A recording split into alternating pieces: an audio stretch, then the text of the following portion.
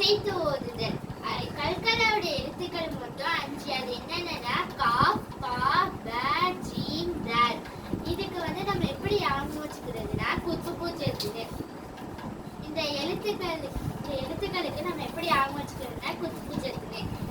இதோட சட்டம் என்னன்னா கல்கலாவுடைய எழுத்துக்களுக்கு அப்புறம் சுக்கூன் பெற்ற எழுத்துக்கள் வந்துச்சுன்னா நம்ம அந்த எழுத்துக்களை அசைத்து ஓதணும்.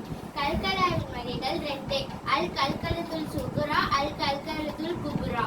இன்னைக்கு இந்த லெசன் போதும். நாளைக்கு இது ஓரல் டெஸ்ட் வைக்கிறேன்.